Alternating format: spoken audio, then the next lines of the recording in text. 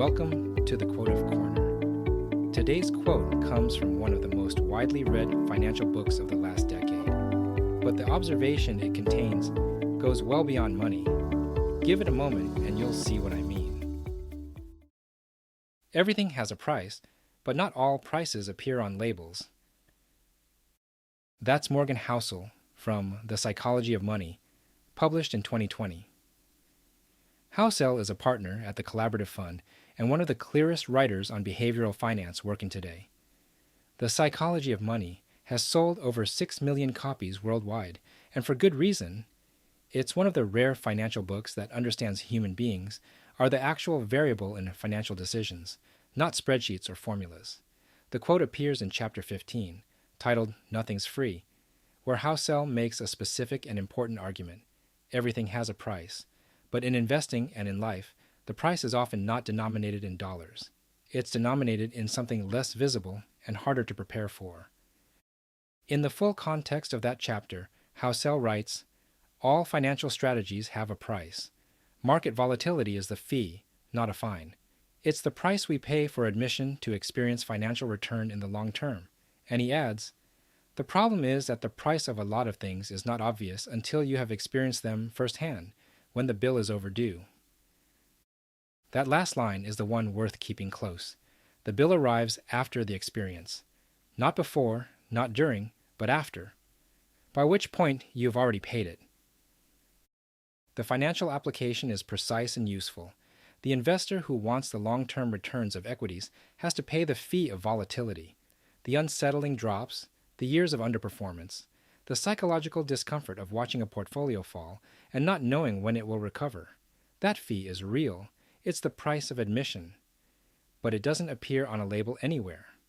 When you open a brokerage account, nobody hands you an invoice that says, this investment will cause you significant anxiety in years 2, 7, and 11.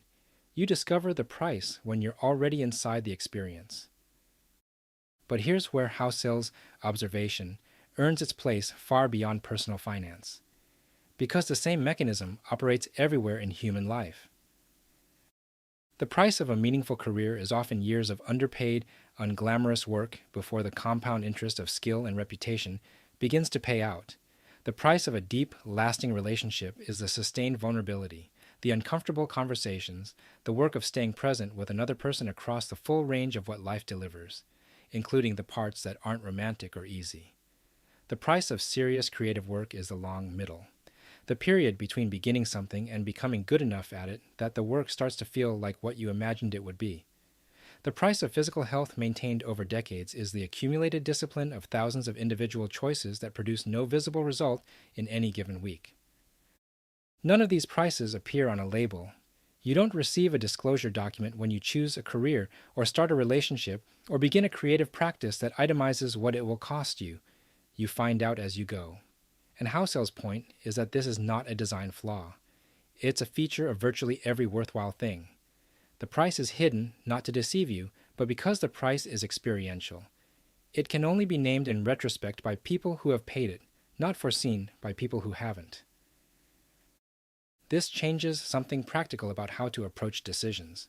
Most people, when they encounter a hidden price mid-experience, treat it as evidence that something has gone wrong, that the relationship is too hard, the career is wrong, the investment was a mistake, the creative project isn't worth finishing.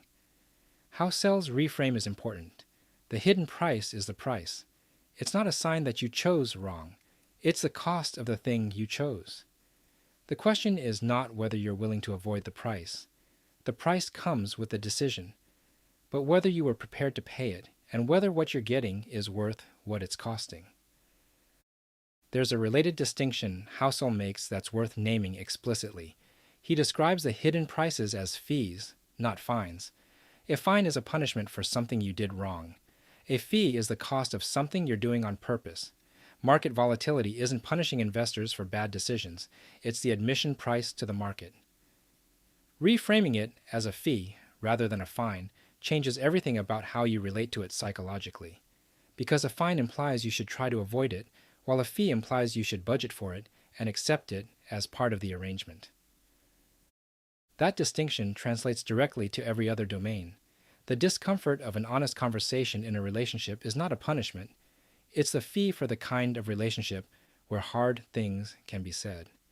The exhaustion of the early years in a demanding career is not evidence of a mistake.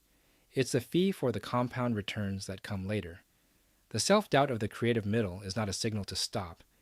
It's the fee for the work eventually becoming something real.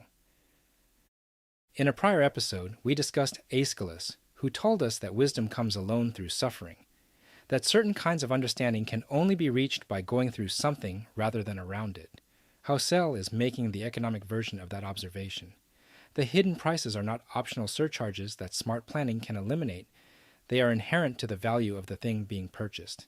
You cannot get the return without paying the fee. You cannot have the relationship without enduring the difficulty. You cannot have the career without navigating the unglamorous middle. The price is not separate from the thing. The price is part of what the thing is. Now, the honest counterpoint, because this show doesn't skip it. Not every hidden cost is a legitimate fee for something worthwhile. Some costs are signals worth heeding. The relationship that is genuinely damaging rather than merely difficult, the career that is depleting rather than investing, the investment that carries risk without proportionate return. The reframe of hidden price as fee can be misapplied as a reason to endure things that should be reconsidered. The discipline is in distinguishing between the price of something genuinely valuable and the cost of something that isn't working. That distinction requires the honest assessment Housel himself models, not rationalizing discomfort as noble suffering, but actually examining whether what you're getting is worth what you're paying. Most of the time, though, the hidden prices we encounter mid-experience are exactly what Housel describes: fees, not fines. The cost of things that matter, the bill for the life worth living. The label never showed it, but it was always part of the price. Thanks for spending a few minutes here at the Quotive Corner. If this one made you reconsider something you've been experiencing as a mistake and wonder if it might instead be a fee, that's worth some honest consideration. And don't forget, wisdom isn't in the quote, it's in the reflection. I'll see you soon in the next episode.